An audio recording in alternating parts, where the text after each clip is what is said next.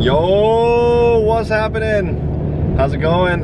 I'm Trevor Jacob. This is Will. What's up? We're on the way back from San Francisco. Yesterday we gave out 1,000 hot dogs to the homeless. It was an awesome time. Today we are just on our way south, headed from San Francisco to LA. And Will is a freaking maniac and a very talented photographer. He also started the fishfiles.com, which is an epic website. But we're here today to talk about an incident that happened 4 years ago? I think yeah, maybe a little over 4 years maybe ago. A little over 4 years ago. 2013, right?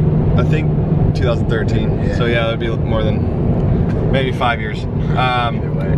Will was at my house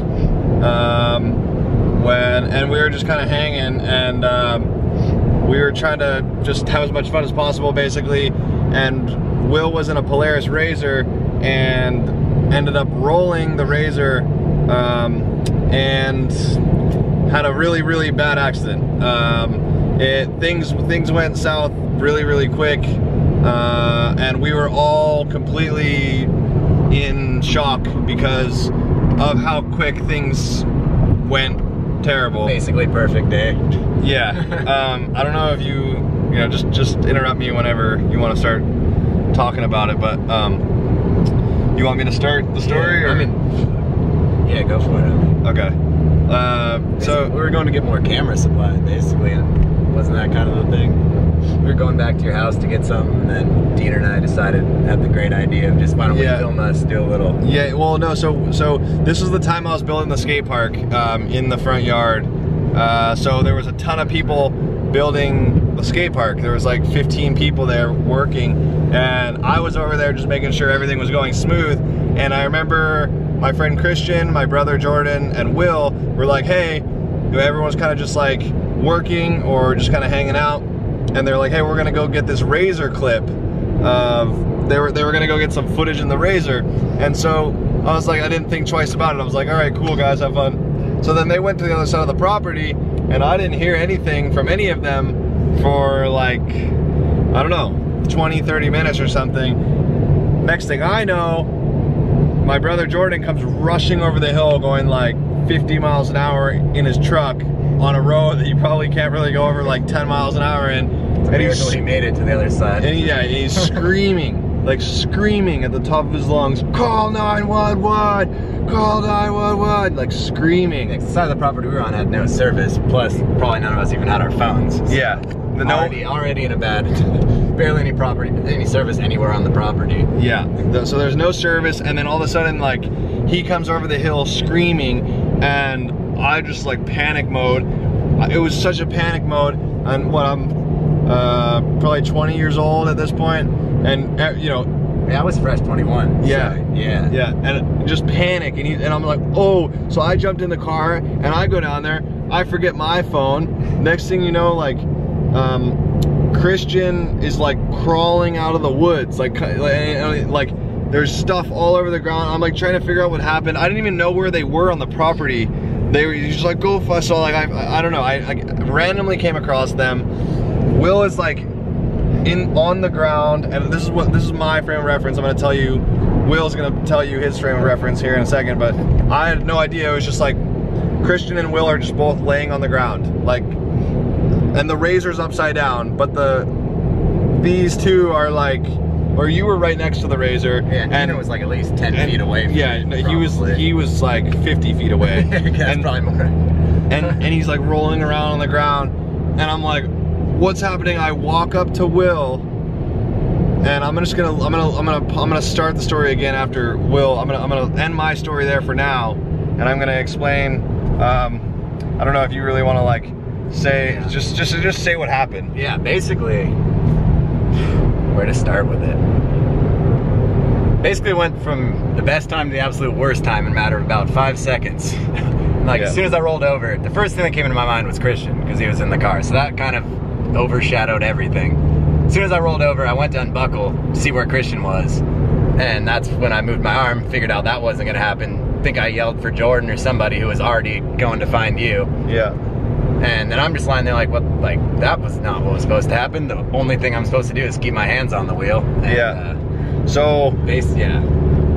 Yeah, I mean, all you tell me all the time is keep your hands on the wheel. If you roll, just hands on the wheel, and you're good to go. Yeah, if you're rolling in a razor, you always just like cross your arms or hold, like just cross your arms or hold the seatbelt if you have a 5-point harness seatbelt or any kind of seatbelt. Even this seatbelt in the car, you could even hold it like right there, because you're not gonna, your natural reaction is when something rolls, let's say this car is about to roll to the right, your natural reaction is to put your arm out, because that's where how you brace yourself. Exactly what I did subconsciously or unconsciously. So Will did that, but let me begin where I was saying I stopped before, is that I come up and Will is sitting there and Christian's out in the field rolling around, and I come up and I'm just like in shock, and Will is in so much shock. I'd never seen somebody's eyes and face so pale in my life, and he looks at me and he's all, Trevor!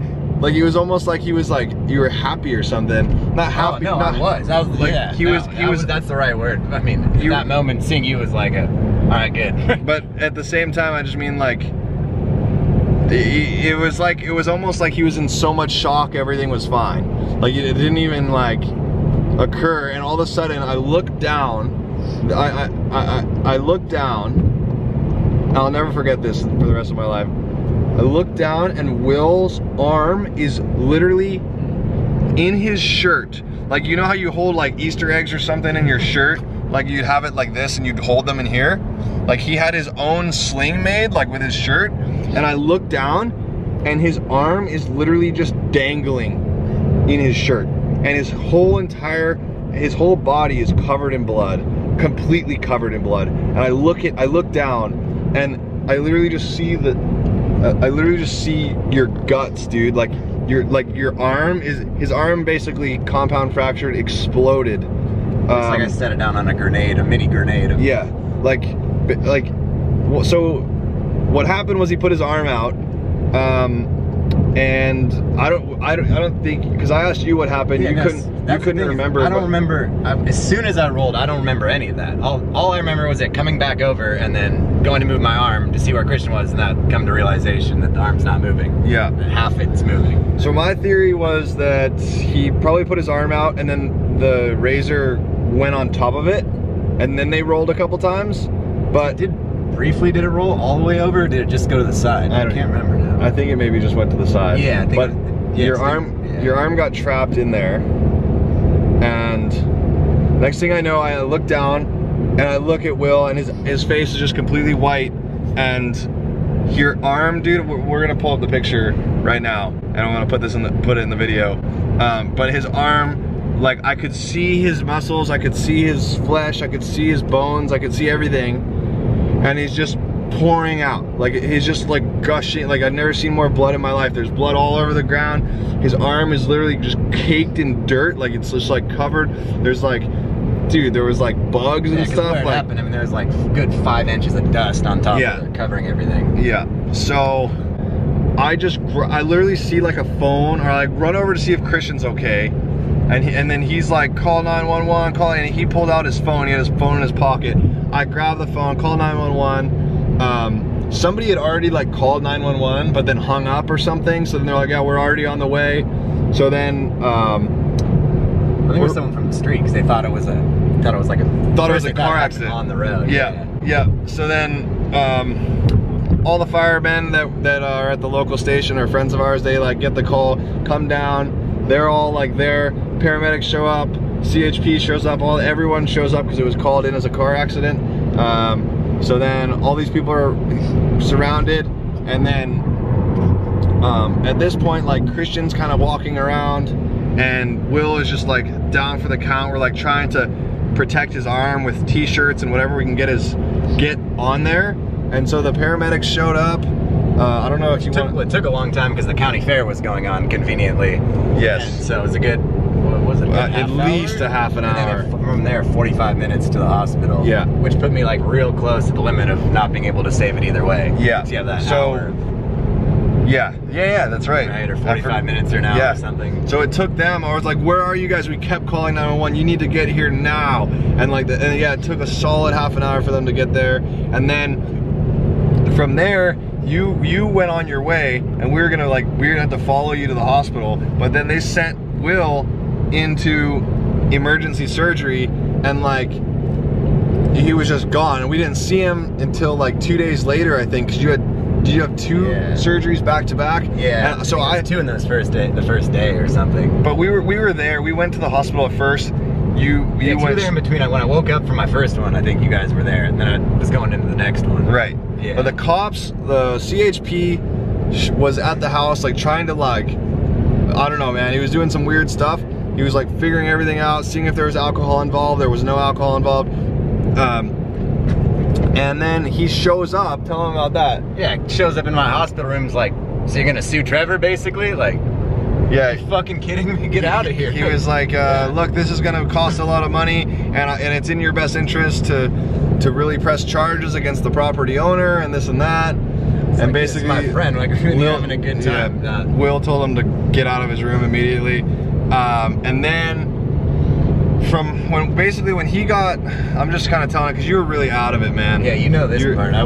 You were really out of it, but like when I first looked at his arm when he was laying in the dirt, I was like, oh, it literally was like detached, dude. It was like, that was the first thing that went through my mind. It was like, gone. Oh, it was like we were saying earlier. That's almost why it was like, I was like, well, I'm definitely gonna lose it. Like, so that almost was like out. It's like not a broken arm. It's like I'm probably gonna lose it. And if anyone, you're the person I'd rather have around. Because you've seen people, I mean, you've been around sports, you see people get hurt, you know what? A little bit more than the normal person, a lot more than the normal person, so. Well, combination, you're the best person to see in that scenario. Well, I was just like. And for future, if anybody else, probably should want to get meta-flighted out. Yeah. If you're in a scenario where you're not near a hospital and need to get there quick. Yeah, because that's what they were saying. Yeah, so he was really out of it, Will was really out of it. I was just happy that the paramedics showed up, they threw him in, but when we first were trying to like save his arm, we were putting it in a bunch of shirts, like I was saying, and then when we lifted up your shirt, dude, I'll never forget, your arm literally moved, like it wasn't attached. Yeah. Like his arm like went, like it fell off the shirt, and it was like the most graphic, gnarliest thing. And they made me a nice cardboard sling. I remember that. And then the guy came over and he built you a cardboard sling, and we got you. You walked, dude. You're such a badass. We lifted him up and he I was like, walked. They're like, you want to bring a stretcher? I'm like, no, I just want to get in there and get to the hospital. Like, let's get out of here. So he literally walks to the ambulance with his freaking arm in his shirt. They're like, we're all like with holding the his arm. That he made too, though. Yeah, but still, it didn't have a strap or anything. It was just, or maybe a shoelace, maybe something like that. And then, anyway, he's on his way to the hospital. They get there, cop shows up afterwards, he wants to press charges. I walk into the room, Will's already sedated with morphine or whatever they just... Yeah, I was feeling great at that point. Yeah, he was fine, hey, how's it going? Like, all good. And then, next thing, the doctor is like, you know, what happened? Like, he for some reason was like adamant about knowing the story. And so, we were like, yeah, we literally, this was the story, is that he was maybe going like 10 miles an hour. Between 10 and 15 max. If that. Yeah. And he hit a little patch of grass. It was in the dust, and he was doing a donut. And basically, Christian was standing on the roof, which is not smart. That was the... Yeah. And he got, when Will rolled, he got ejected out. Which for him, he was probably lucky. He was lucky. That Very. Yeah. I mean, he definitely messed himself up, but like he got really lucky.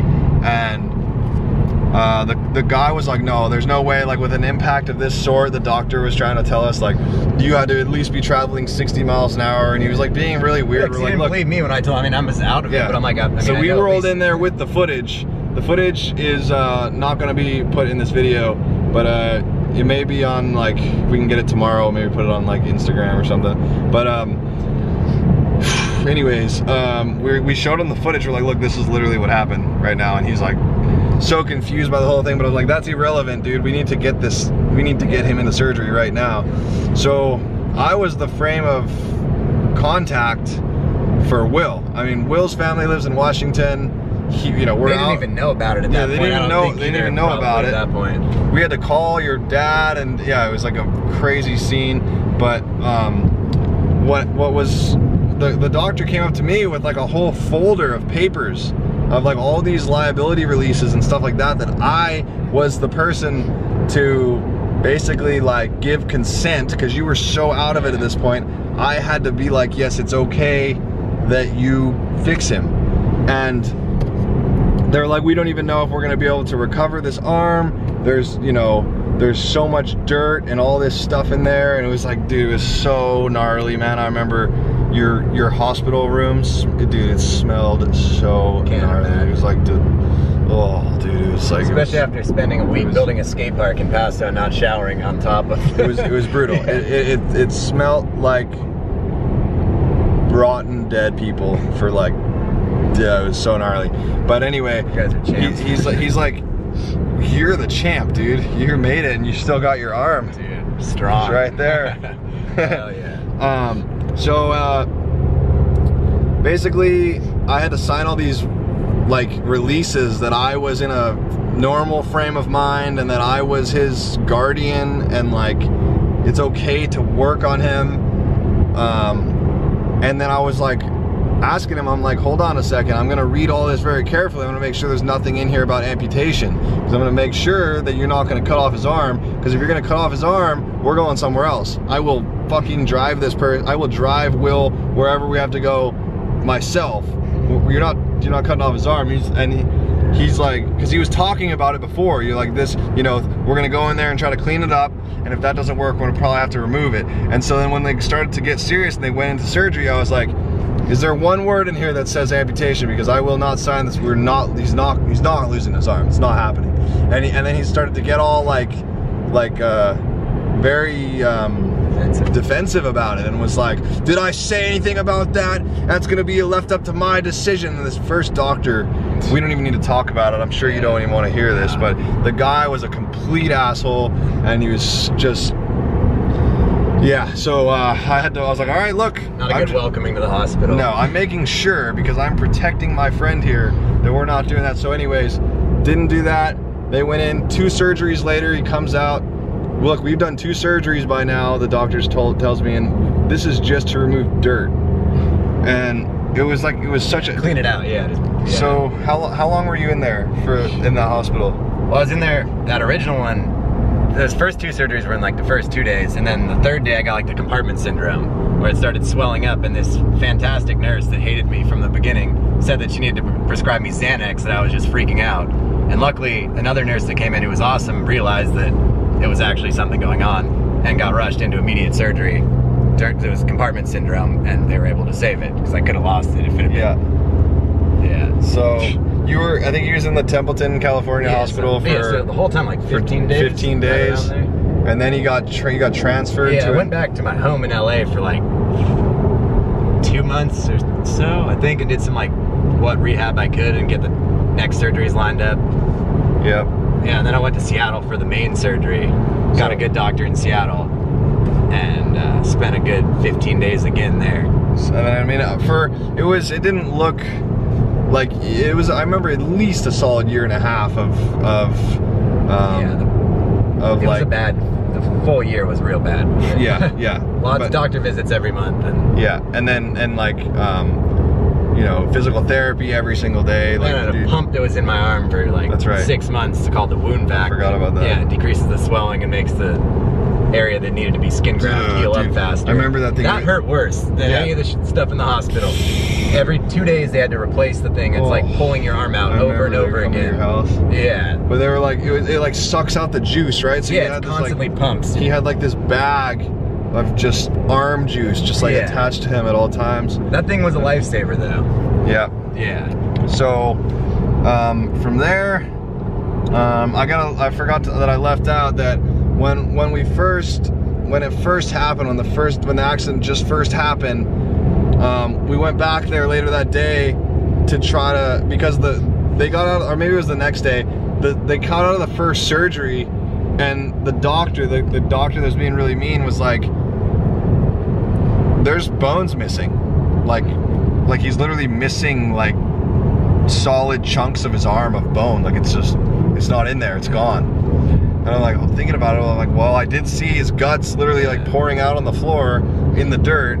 And so we went back there, we found a chunk of his arm this big, like at least 1.5 inches, just of your bone, dude.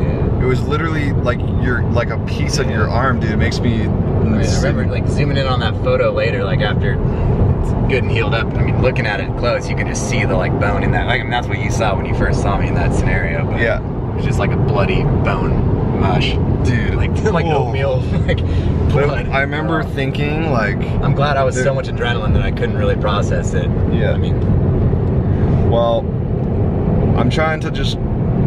The reason that I'm trying to, it was a pretty sore subject, so I told Will that I would kind of guide the story and then he could chime in whenever he wanted to. But I remember when we went back to look, like if there was bones in the dirt, there were, and then found those chunks of bone, and then there was a raven, dude, and it was eating your guts. It was literally eating your guts, and we had to like scare it away. It was sitting in the puddle of blood, like eating like guts, dude. That's the only way to explain it. And I just remember like, this is so gnarly. I'm just right now, I'm so grateful to like, even that you're here right now, because what was so gnarly with that arm. what was so gnarly is the first doctor was like, when I was started making sure that he wasn't going to cut your arm off, he was like, look, our first priority is making sure he stays alive, and if that arm is dying, we have to get rid of it or he'll die. Yeah, so I'm worried about infection because there's so much dirt in it. Yeah. Somehow, miraculously, zero infection. I'm not kidding you guys. Like, if you go to the beach or you go outside in soft dirt and you grab a handful of dirt and you look at it, that's how much dirt was literally like caked in his arm. And it was, dude, it's just so gnarly. But the moral of the story here, I think, if you want to say, know what you're doing when you're getting in something like that. Yeah. At all times, be ready. I mean, just because your mind's not gonna be ready. You gotta be actually ready. I mean, you know all about it. You gotta be prepared. The things you think you're gonna do don't necessarily happen when you're in a situation like that. You don't. Obviously, I know not to put my arm out, but that's not what happened. You don't rise to the level of your skill. You sink to the level of your training. Yeah, and that's a good way to put it. I was told that by a friend that ran the LA SWAT team for a long time, and it can be transferred over really into anything, is that you don't rise to the level of your skill, you sink to the level of your training, because training gets repetitiveness done over and over and over again, and you will always be prepared to do that because that's what you know how to do instinctively. And like, I would definitely want to be in a Razor rolling a bunch of times with you in the future if I'm gonna be driving one around, just to, you know. Yeah. Get I mean, and you didn't. Something like you that. Never really mentally prepared. And I've never rolled in a vehicle. Right. So. And you hadn't really driven much of them, and if there was so much going on where I wish I would have been like, hold on a second, wait. You would have caught that. Let's not do this. Yeah. Let's not do this. But you can't think like that. But in the future, I think this story, the moral of the story is just be smart. You know, like, don't be an idiot. Always wear a seatbelt. Wear a seatbelt. If I didn't have a seatbelt, it would have been much worse. 100%. And don't be afraid to say no. If you're not comfortable with something yourself, don't get in the car with someone that's drunk. Don't get in the car even with someone you don't trust driving. Like, or trust at all doing anything. You could put yourself into a situation that could be life-changing, and you know, you just got to be aware of how bad things could happen, because we never in a million years did we imagine that happening, and it just happens so fast. If you are in off-road vehicles, if you are, you know, in a situation like that, never put your arms outside the roll cage. I'm sure there's a lot of stories like this out there where people just, it's first instinct, you know, when you roll over, when you're gonna fall over, let's say you're sitting in a chair, what's the first thing you're gonna do when someone pushes you sideways? You're gonna put your arm out to save yourself. And that's exactly like, it happens all the time. So just be smart, and you know, just if it doesn't feel right, don't do it. Doesn't feel right, don't do it. And just, you know, always be ready, always be prepared for things to go bad, because they can, and they can go quick. And I don't know, Will, God bless you, man. Freaking happy. You got, I mean, I was so lucky. Couldn't have better people around when it happened, so. We're just, you know, grateful. Freak things happen. At least it wasn't worse. Yeah. Could have been much worse. The lady next to me in the hospital had these all over her body. Remember that from something similar? Yeah. Yeah. Yeah, there was, I mean. Mixing booze and off-road vehicles is not a good. Yeah. not a good idea. And just, you know, go have fun, but be smart. And, well, sorry, trying to turn the radar off here.